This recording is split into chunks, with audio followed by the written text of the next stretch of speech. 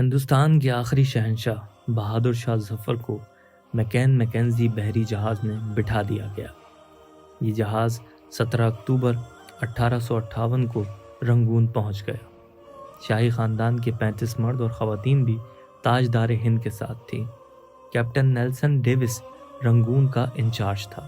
وہ بندرگاہ پہنچ گیا۔ اس نے بادشاہ اور اس کے حواریوں کو وصول کیا، رسید لکھ کر دی اور دنیا کی تیسری بڑی سلطنت کے آخری فرما رواں کو ساتھ لے کر اپنی رہائش گاہ پر آ گیا۔ نیلسن پریشان تھا۔ بہادر شاہ ظفر قیدی ہونے کے باوجود بہرحال بادشاہ تو تھا، اور نیلسن کا ضمیر گوارا نہیں کر رہا تھا کہ وہ بوڑھے اور بیمار بادشاہ کو جیل میں پھینک دے۔ مگر رنگون میں کوئی ایسا مقام نہیں تھا جہاں بہادر شاہ ظفر کو رکھا جا سکتا۔ وہ رنگون میں پہلا جلا وطن بادشاہ تھا۔ نیلسن ڈیوس نے چند لمحے سوچا اور مسئلے کا دلچسپ حل نکال لیا۔ نیلسن نے اپنے گھر کا گیراج خالی کروایا اور تاجدار ہند ضلع سبانی اور تیموری لہو کے آخری چشم و چراغ کو اپنے گیراج میں قید کر دیا۔ بہادر شاہ ظفر 17 اکتوبر 1858 کو اس گیراج میں پہنچا اور 7 نومبر 1862 تک 4 سال وہاں رہا۔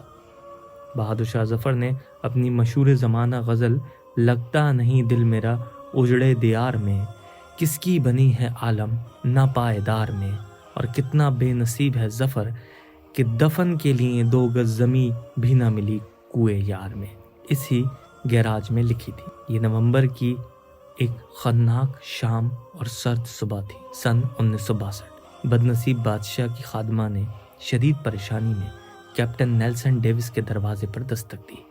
اندر سے اردولی نے برمی زبان میں اس بدتمیزی کی وجہ پوچھی۔ خادمہ نے ٹوٹی پوٹی برمی میں جواب دیا کہ ضلع سبانی کا سانس اکھڑ رہا ہے۔ اردولی نے جواب دیا کہ صاحب کتے کو کنگھی کر رہے ہیں، میں انہیں ڈسٹرب نہیں کر سکتا۔ خادمہ نے اونچی آواز میں رونا شروع کر دیا۔ اردولی دوڑا بھاگا آیا، اسے چپ کرانے لگا، مگر تب تک آواز کیپٹن نیلسن کے کان تک جا پہنچی تھی۔ وہ غصے میں باہر نکلا۔ خادمہ نے نیلسن کو دیکھا تو وہ اس کے پاؤں میں گر گئی اور مرتے ہوئے بادشاہ کے لیے گیراج کی کھڑکی کھلوانا چاہی۔ بادشاہ موت سے پہلے آزاد اور کھلی ہوا کا ایک گھونٹ بھرنا چاہتا تھا۔ نیلسن نے اپنا پسٹل اٹھایا اور گارڈ کے ساتھ ہو لیا۔ گیراج میں داخل ہو گیا۔ کیپٹن نیلسن گیراج میں داخل ہوا تو بادشاہ کی آخری آرام گاہ میں بوئے موت کا سکوت اور اندھیرا تھا۔ اردولی لیمپ لے کر بادشاہ کے سرانے کھڑا ہو گیا۔ نیلسن آگے بڑھا۔ بادشاہ کا کمبل آدھا بستر پر تھا اور آدھا فرش پر۔ اس کا ننگا سر تکیے پر تھا، لیکن گردن ڈھلکی ہوئی تھی۔ آنکھوں کے ڈھیلے پپوٹوں کی حدوں تک باہر نکلے ہوئے تھے۔ گردن کی رگیں پھولی ہوئی تھی اور خشک زدہ ہونٹوں پر مکھیاں بھنبھنا رہی تھیں۔ نیلسن نے زندگی میں ہزاروں چہرے دیکھے تھے، لیکن اس نے کسی چہرے پر اتنی بے چارگی، اتنی غریب الوطنی نہیں دیکھی تھی۔ وہ کسی بادشاہ کا چہرہ نہیں تھا، وہ دنیا کے سب سے بڑے بھکاری کا چہرہ تھا، اور اس چہرے پر ایک آزاد سانس، جی ہاں صرف ایک آزاد سانس کی اپیل تحریر تھی، اور یہ اپیل پرانے کنویں کی دیوار سے لپٹی کائی کی طرح ہر دیکھنے والے کی آنکھ کو اپنی گرفت میں لیتی جا رہی تھی۔ کیپٹن نیلسن نے بادشاہ کی گردن پر ہاتھ رکھا۔ زندگی کے قافلے رگوں کے جنگل سے گزرے مدت ہو چکی تھی۔